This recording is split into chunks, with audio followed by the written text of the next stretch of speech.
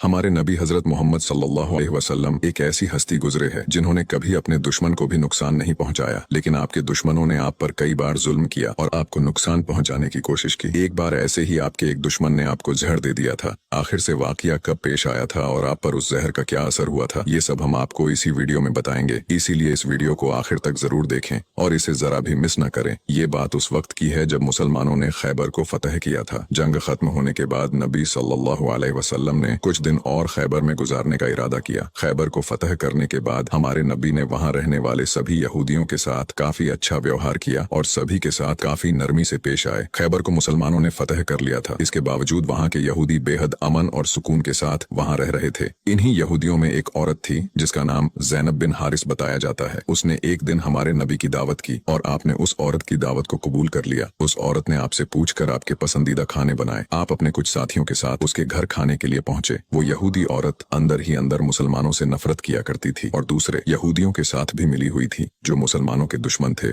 उस औरत ने खाने में पेश होने वाले बकरी के गोश्त में जहर मिला दिया था। जब जहर से भरे उस गोश्त को आपके सामने पेश किया गया और आपने खाने के लिए एक निवाला उठाया और अपने मुंह में रखा तो आप समझ गए कि इसमें जहर मिला हुआ है। आपने तुरंत अपने साथियों को खाना खाने से रोक दिया और कहा कि इसमें जहर मिला हुआ है, लेकिन अफसोस के आपके कुछ साथी उस वक्त तक कुछ गोश्त खा चुके थे जिसकी वजह से उनकी शहादत हो गई। कहा जाता है कि जहर के बारे में हमारे नबी को उस जहर की बोटी ने ही खबरदार किया था। इस वाक़े के बाद उस औरत के साथ साथ उसके सभी साथियों से पूछताछ की गई तो उन्होंने न सिर्फ अपना गुनाह कबूल किया बल्कि ये भी कहा कि हमने आपके साथ ये इसलिए किया क्योंकि हम ये देखना चाहते थे कि आप अल्लाह के सच्चे नबी हैं या नहीं। अगर आप अल्लाह के सच्चे नबी हैं तो इस जहर का आप पर असर नहीं होगा और अगर आप अल्लाह के नबी नहीं हैं तो हमें आपसे छुटकारा मिलेगा। ये बात तो सब जानते हैं कि हमारे नबी ने कभी किसी से बदला नहीं लिया, जबकि आप पर कई बार बहुत जुल्म किया गया जिसके बारे में कोई सोच भी नहीं सकता। लेकिन जब उस जहर की वजह से आपके सहाबा की शहादत हुई थी तो कानून के मुताबिक उस औरत को भी कत्ल कर दिया गया। लेकिन कुछ रिवायतों में आता है कि उस औरत ने खुदकुशी कर ली थी। वही कुछ रिवायतों में कहा जाता है कि उस औरत को माफ कर दिया गया था। इस बारे में कई मुफस्सरीन अपनी अलग अलग राय रखते हैं। एक हदीस में हजरत आयशा फरमाती है कि जब नबी सल्लल्लाहु अलैहि वसल्लम की जिंदगी के आखिरी दिन चल रहे थे और आप बीमार रहा करते थे, उस समय आप कहा करते थे कि खैबर में जो मैंने जहर से मिले हुए गोश्त का टुकड़ा खाया था उसका दर्द मैं आज भी महसूस कर सकता हूँ। ये बात कई किताबों से साबित है कि उस जहर का असर हमारे नबी के आखिरी दिनों में देखा गया था और इसी जहर के असर ने आपकी वफात में एक अहम किरदार अदा दिया था।